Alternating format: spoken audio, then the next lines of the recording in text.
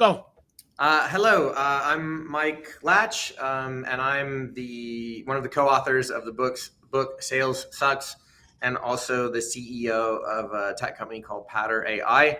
And the best advice I ever got that I can think of was actually from my co-author Gregg, which was my very first sales experience as a sales rep. He was like, "Look, Mike, you're a plenty smart guy. Don't talk about the way this is residential solar. Don't talk about the way solar panels work and all these details. I've figured out a really great process. Follow it. It works." And that was good advice for me because it turned me into like a great sales rep. I had a natural appreciation for process from early in my career.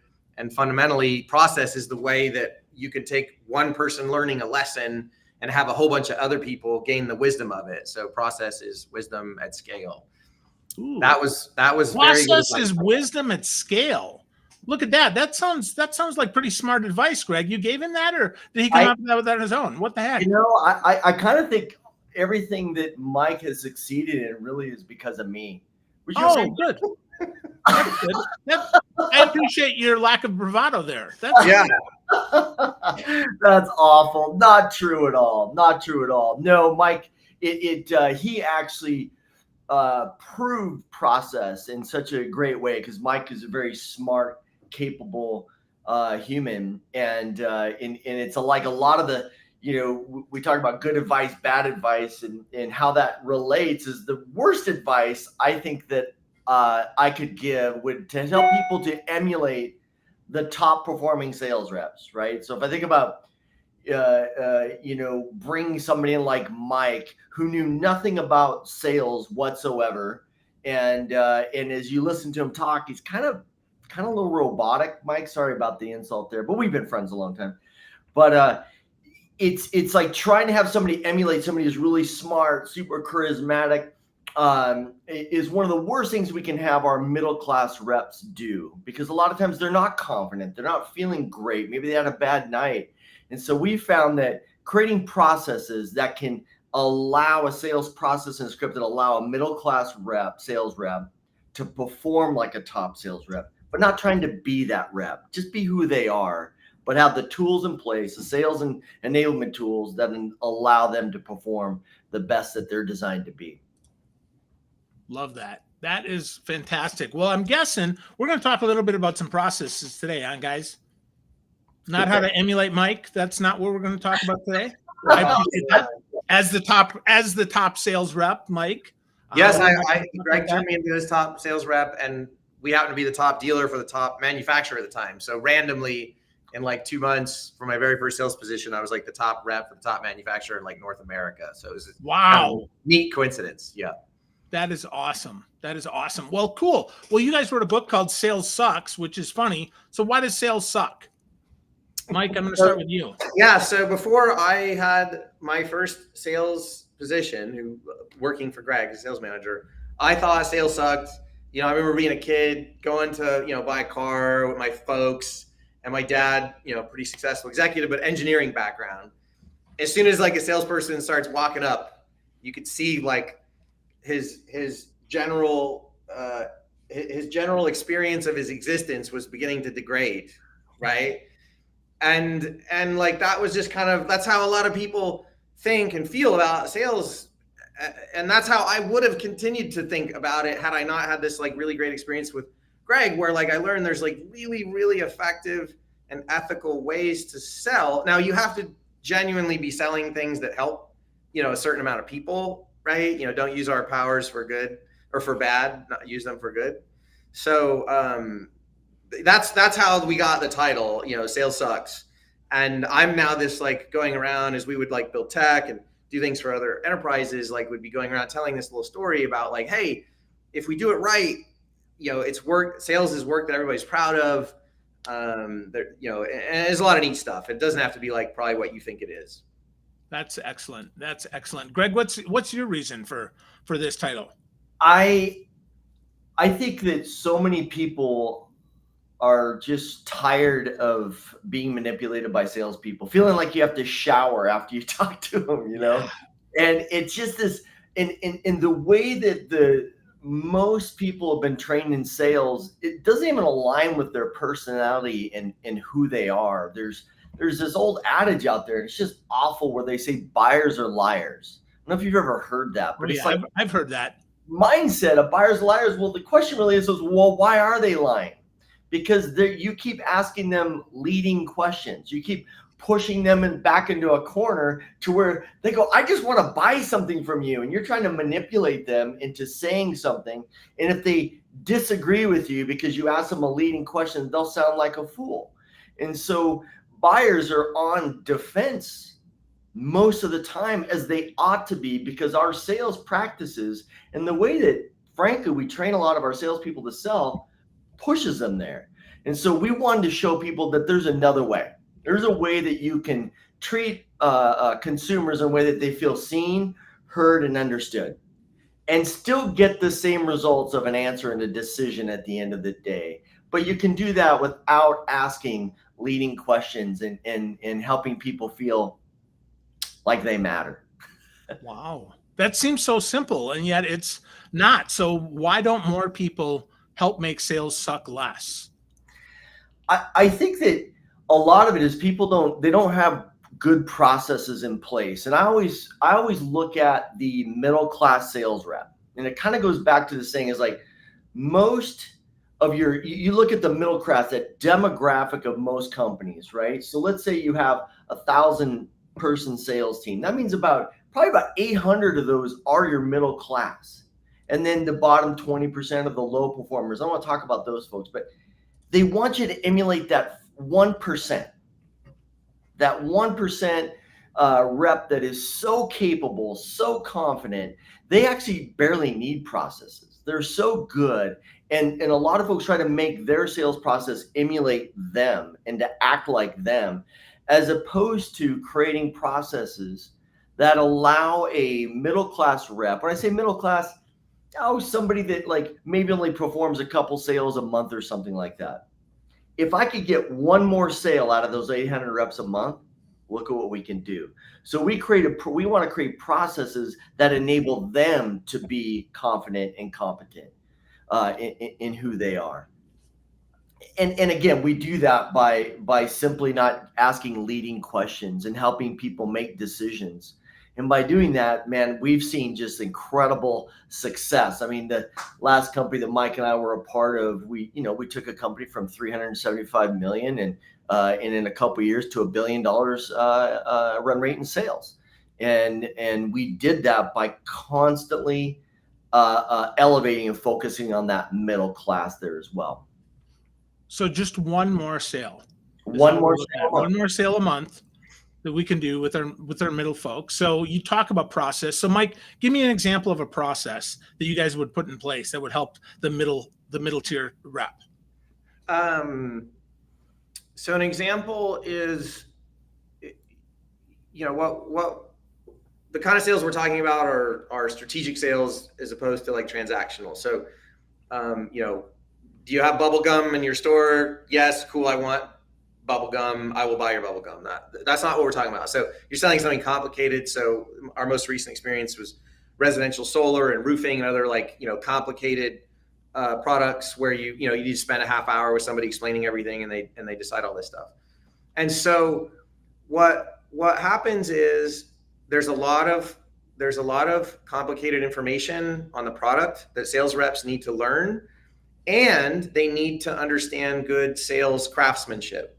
They need to understand, that they're understood before going on to the next point. They need to understand that they've addressed an objection well. They need to there's all this stuff. And so in these situations, it takes a long time for a sales rep to get proficient in these when there's complicated products.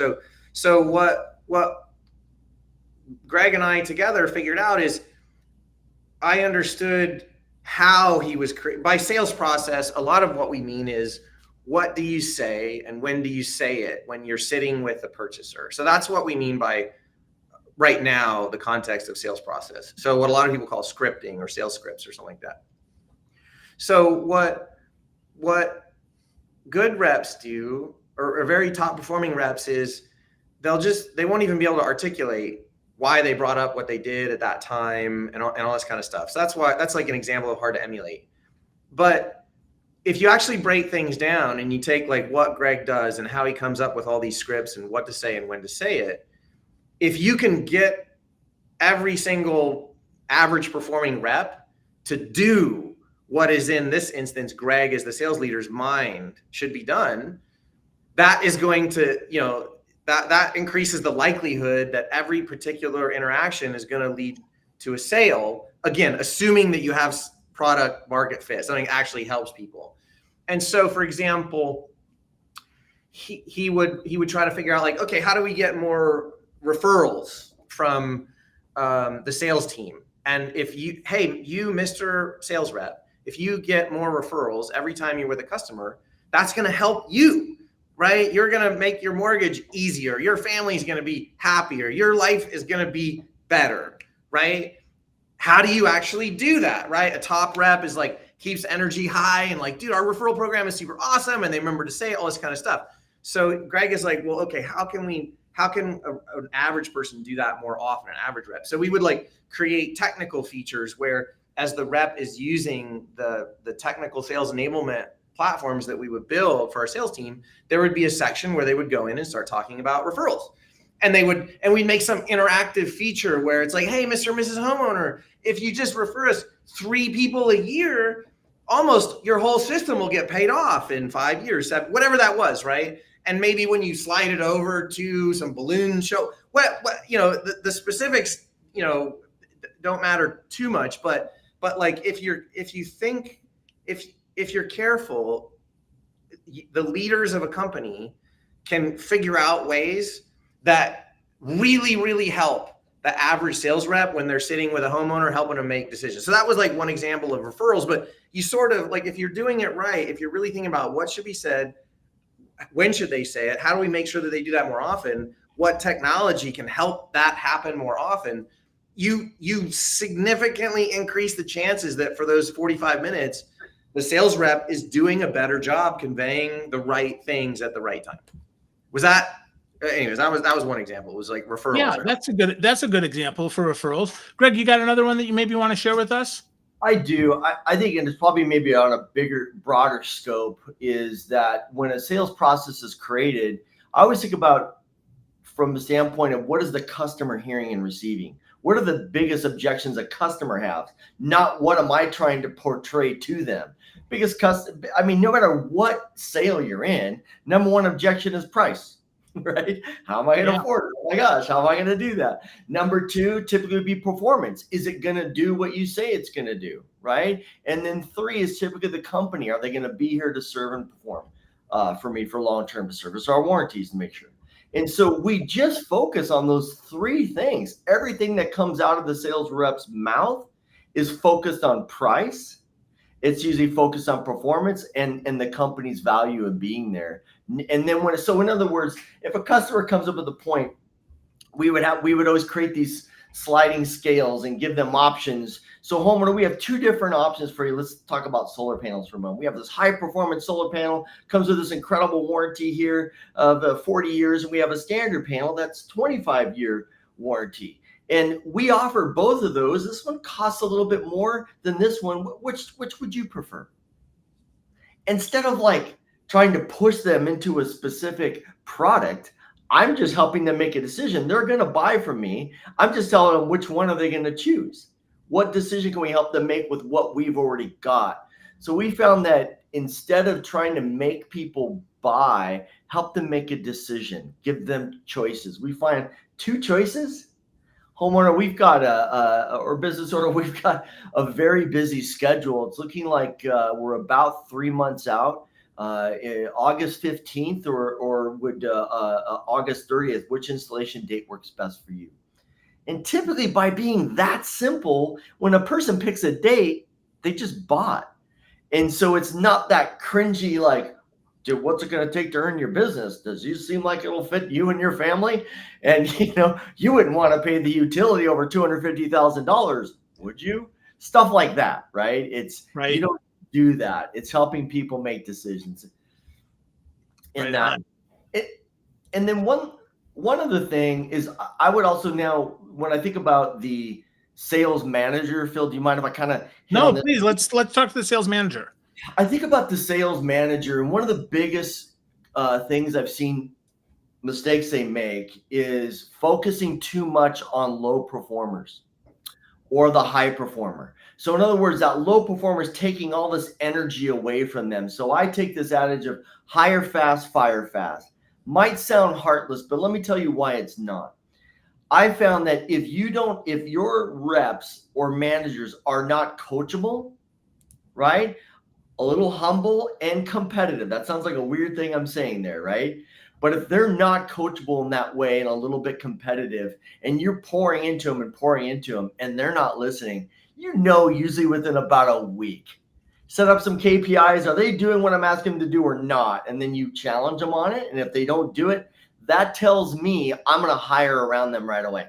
I'm going to find somebody else to replace them, let them do their thing. Here's why I do that is that rep who's not coachable is stealing an opportunity from somebody out there that needs that position, that wants that position, and will come in and just perform well. It literally, that sales position they're offering could change their lives.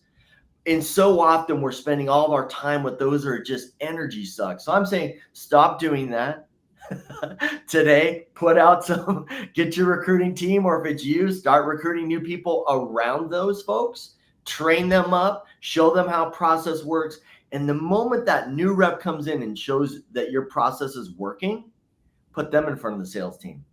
Let them talk about how they perform. Hey, what made you how did you do this? Well, I just followed the company's process, and all of a sudden I made more money than I've ever made in my life. Now, all of a sudden, those lower middle class point reps go like, I can do that. I can perform like that. I think I'm even smarter than that person. Right? I'm a little bit. You can do it. I can do it.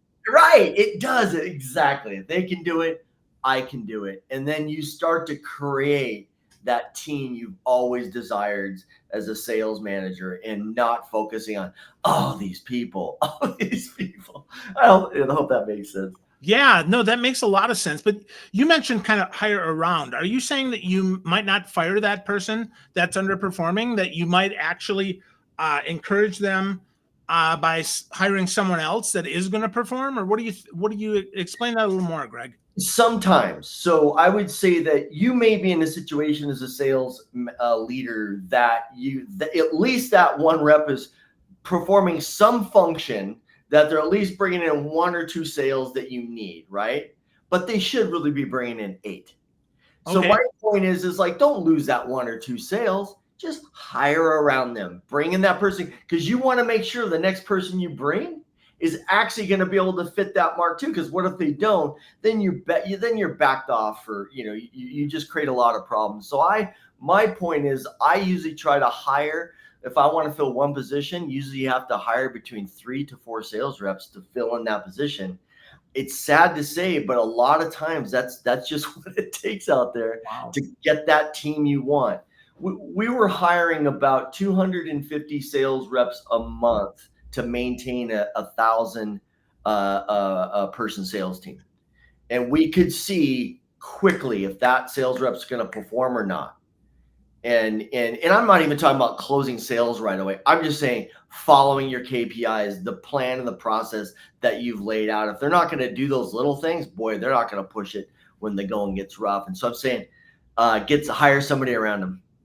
Is there a way to find that out before we hire them even, Greg? Is there anything we can do? Is there a test or practice or anything at all that kind of gives us at least a lead? I would love to say yes. The personality test, and man, there's some people out here listening going, you're so wrong. And maybe I am, but I don't think there is. You can't, because it's character. Tests, people can lie, they can manipulate these tests, they can do those types of things. But character is that thing would say, I'm going to go do something, and then they follow through and do it. That's a very difficult thing to coach and to know through tests ahead of time. And if somebody knows one out there, man, please let me know, because I've tried probably 50 of them, and I just have not had the success to be able to see if that works well enough. Wow. Okay. So let's make sales suck a little less with some talk about objections, right? Your book of sales sucks, so let's make it suck a little less. Let's talk about objection handling. Mike, you want to start with this one? How do we get started handling an objection? And then Greg, you can kind of maybe fill in the gaps with some color analysis there. So do you mean like as an individual contributor sales Yeah, rep? as a sales rep, I say, here's an objection. So the way I tend to think about things and like from a perspective of how to scale, like kind of right off the bat. So generally, if I'm a sales rep, if I'm an individual sales rep and I begin to think about objection handling, I encounter objections. Am I handling them as good as am I handling them optimally? Could I be doing a better job? Something, if I'm in a similar mindset, because of my experience, I would immediately expect that I had been trained on objection handling in my sales training, and I would be asking myself, am I adhering to the process that I was trained on? So if that's not, if I don't have a process that I had been trained on, I personally would be like, I'm not at the right organization, because a good quality organization understands that everybody doesn't have to learn the same lesson the hard way. One person can encounter an objection, come up with a good way to handle it, and then share that with everybody else. That is a process, right? That's wisdom at scale. One person's wisdom applied across a bunch of people is a good process.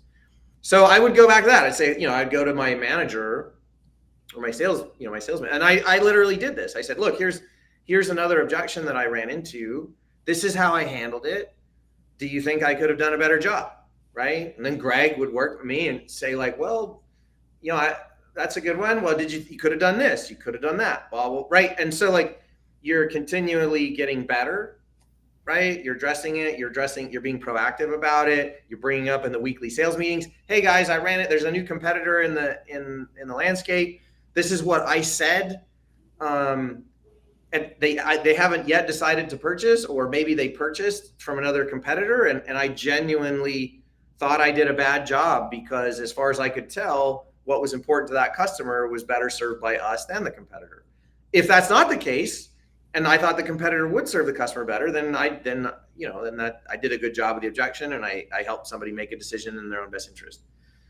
So that's what I would, personally do, right? I would ask myself, did I handle it well? Gregg would train it, like after a sales meeting, you're immediately thinking about, how did it go? What could you have done better? How could you have done a better job for that person? And it was actually me talking to Gregg about that stuff that, made him happy. Part of the reason he made him happy that he hired me, because you want every single rep behaving that way, right? Yeah. I think that's great behavior for a sales rep. I mean, really asking if this is the best way, playing that out, understanding that you followed the process. I think that's great. So Gregg, tell us about the sales manager, how they help coach that through, and if there's anything that we can see in common among all the great sales reps like Mike. Absolutely. And it's interesting. I say this by overcoming objections. One of the things that we say, that process and scripting will get you to a certain level. One of the things that my biggest joke, I said, is that Mike, is successful because of me. Actually, I'm successful because of him. And what I mean by that is he helped put tech to the scripts and the processes that enable the customer to see and understand what we're delivering, and really help that middle class rep perform and understand and talk like a real seasoned person there from that standpoint. So that's one piece of it there. But I almost want to go to a story of somebody that I know, and I want to mention this person's name. But let's say his name is Scott, and we would run into this constant, a common objection was, the price is too high. The customer might say that to the customer, and so immediately Scott wants to be liked. He's just this likable guy. You would want to hug him. You'd invite him over for dinner. Everybody loves Scott, but Scott would go like, okay, yeah, well, let's see if I can discount the system. And he would start discounting the system. And then the customer's going like, a little more, right? And so before you know it, Scott's giving his commission away, and he's giving it away for free. And as opposed to an objection, your price is too high. How about this? So homeowner, so when you say price is too high, what do you mean by that? Like, what do they mean by that? Could they, could it be $500? And this, I learned from my own mistake, not just Scott's mistake, but I sat there and discounted the system price with this customer and he went, dang, thank you, man. Woo. You were just, I go, why? I gave him like $5,000 off. He goes, yeah, you're only $500 off. I went, I'm an idiot. So that's what I learned. I'm going, oh my gosh. So by price too high, homeowner, what do you mean by that? And if they say $500, you know what? To me, if I feel like I'm going to get the same value product and you're $500 higher, as a consumer, I'm going to probably go with the cheaper product. So I always think about what does the consumer think. So if I'm going to agree with it. Wow, $500 is a big difference, isn't it? It's just, I'm agreeing with you. It's a big difference, you know? And then we'll state something like the fact, gosh, there's no way we would win all the awards we've done and be as solid an installer we have and all the good Google reviews if we're that far off in price. Do you mind if we look at the other proposals so we can maybe see what the differences are? Now I'm in a conversation with the customer and maybe I see, oh, I see, they're not including this. We are. Decision. So homeowner, would you prefer me to take that piece away so we match that 500, or would you prefer to keep that piece? Now, once the homeowner makes a decision, they say, no, let's keep it. Oh, excellent. They just bought your system for $500 more, but they understand the why. And that's the key part to overcoming objections. Get on their side of the table. Let them, like, put yourself in their position. If you're too expensive, I'm not going to buy your car. If I feel like it's more expensive, I can get down the road. So I hope that makes sense there. That makes a lot of sense. Absolutely. I love the idea of getting on the same side of the table as your customer. It's so important. I've seen some sales reps miss because they don't. They end up combating. They end up becoming loggerheads, and that doesn't help. So, Mike, I'm guessing you probably got a story about how that's happened, huh? Well, I was just laughing, but I remember Gregg sales training from like 14 years ago. Like, you know, you'd sit on the same side of the table with it. Like literally we would physically be next to people and we would be, showing them the same presentation materials, you know, next to each other and shoulder to shoulder rather than like a natural antagonistic state across, you know, physically across from each other. But we were talking about examples of objection handling. Yeah. You got an example like that, a story like maybe where you did really well in objection, or maybe even one that you fumbled. I got one. Well, one thing I was going to add was that one of the things that is non-obvious to sales leaders in dealing with, so objection handling done well significantly accelerates the sales for your organization, right? So it's a key characteristic that you should be proactively addressing. And one of the things that is not obvious for many sales leaders, but is a very effective tool. In fact, it was so effective. It was the reason why we beat the competition so often and grew so fast without having to raise any outside capital, is because we figured out ways to leverage technology to facilitate the kinds of interactions that we're talking about. So when Gregg is giving the example he just gave of, hey, let's look at, do you remember the details about that other proposal so we can figure out what the differences are so I can help you make a decision between us and them. And we would go through that and you'd say, well, okay, so if we take that one thing out, it'll be $500 less. Would you like this? Oh, no, I would like that. So let's keep it the way it is. What we're not talking about is that we created a lot of software and technology that literally walked a rep through those specific interactions so that you didn't have to be somebody as strong as Gregg or I've got degrees in physics and engineering, and you can't scale a sales force off extroverted scientists, right? Like I'm an abnormal human. But if you have the right technical person in your organization and the right sales leader, you can combine them and create technical tools that really guide the rep literally through that interaction that we gave. So all you have to do is train the rep to know when it's happening, and then they go to the right part in their magic sales nail application, and they go through that little flow. And if you do it right, that average rep can walk somebody through that just like a really high performing rep. So that's like one of the reasons that we wrote the book is because we were doing this and we were telling all kinds of other people about it too. Like, look, here's like I don't know why more people aren't creating tech like this and creating and scaling their sales team like this. It's super effective. The only reason that I can think of is just they haven't been exposed to the ideas. So we're just trying to help folks be aware of new tools that they have at their disposal. Excellent. That makes a ton of sense. So with this, guys, first I want to ask, where can we get a copy of your book, Sales Sucks? Is it on Amazon, Barnes and Noble? Is there a website that you have that we can send people to? In August, it'll be on Amazon, and right now you can go to SalesPattr, SalesPattr.io/Sales Sucks. Cool. That's awesome. That is fantastic. So that's coming soon. So with that, give us one more tip. And Greg, I'm going to start with you. Give us one more tip to make sales suck just a little bit less. I love that. Maybe we should make that the tagline of the book, just a little bit less. Well, that's all we want, right? Because you said if you can give us one more sale, so all it has to do is suck just a little less than it already does, and we can make one more sale, I would argue. Yeah, I go back again to the middle class, and in a story that I had of, a couple. I have a couple of them though, but one in particular of this lady's a single mom, 2 kids, just had a divorce, going through a real rough time, and she came on as a commission-only sales rep, and I'm nervous for her. Yeah, I really am. No doubt. I want her to succeed, and so I walked her through the same process I walked Mike through.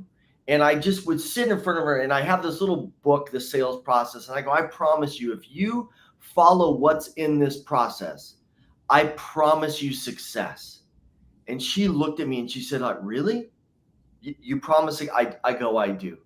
And so me as a sales manager, I went out with her on 3 ride-alongs at the time, we would call them, right? And I want to make sure that she gets the process.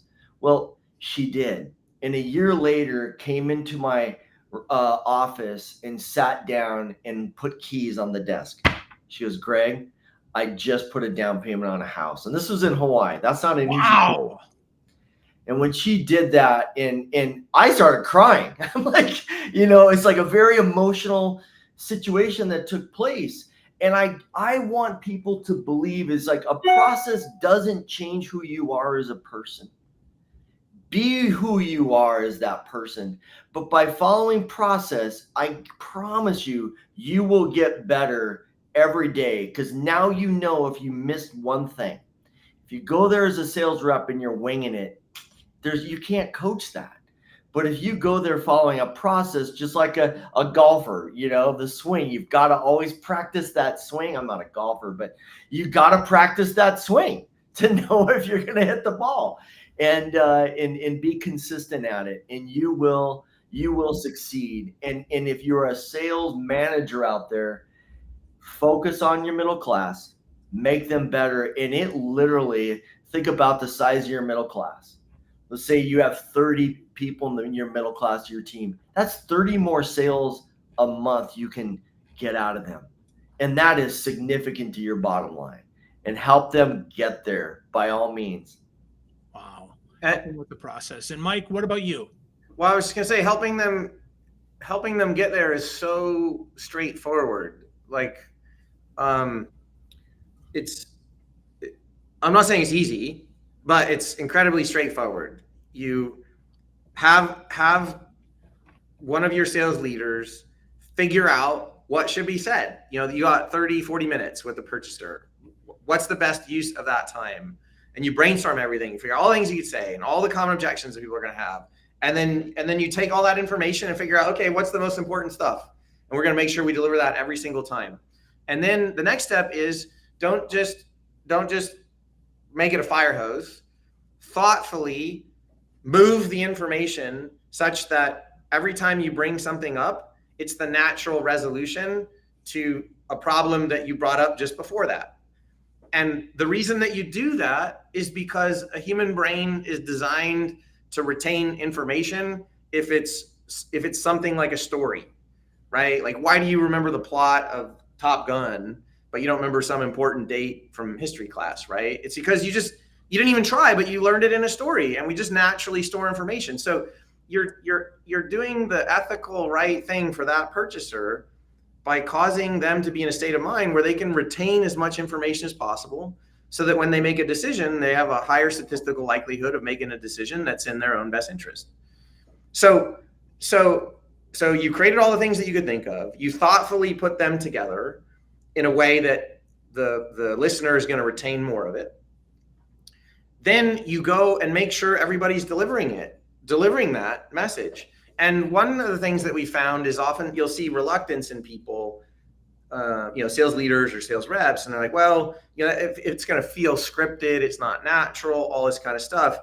And one straightforward concept I've tried to convey to folks is, if you watch a movie, does it feel scripted? Or is that literally the most authentic way that message could have been delivered to you, is by somebody that rehearsed the message a whole bunch of times, right? Like, in my own, like Gregg jokes, I'm like I'm extroverted and friendly, but some things are like black and white to me, and other people, they're like, no, it's not that simple. I don't understand that it's not that simple. Like, that's to me, that's anyways. So if you can't get behind that a process is genuinely going to be better for your organization, for your people, then you can't get to these later steps. But if you realize that the most effective way to deliver an authentic, understandable message is through practice, and you put all the messages together like that, you will considerably, it's such a straightforward to considerably help your organization. And if you're of a certain scale, the next thing is you start creating tech to facilitate all those things that you want to have happen when they're in the home. So it's incredibly straightforward, but you see a lot of people not doing it, and we hope that more people will do it once they're exposed to these concepts. Hopefully this is helpful to folks, because it was very helpful for us, and we have a lot of proof that it really works. So. Yeah, your first line, I think, is a great thing to remind us of as we close up here. Process is wisdom at scale. That's brilliant, Mike. That's really good, and I think that's what you're saying there, and I really like it. The book is excellent. I've got a PDF copy. It's a fun book. It's a hard book because you're going to Mike's last point, you're going to feel like it's a script. It's not a script. It's a process that can help you move from A to Z much faster. And I appreciate it, guys. Thanks for sharing an early copy of the book. Thanks for being on the show. And I wish you guys the best of luck with all that you do.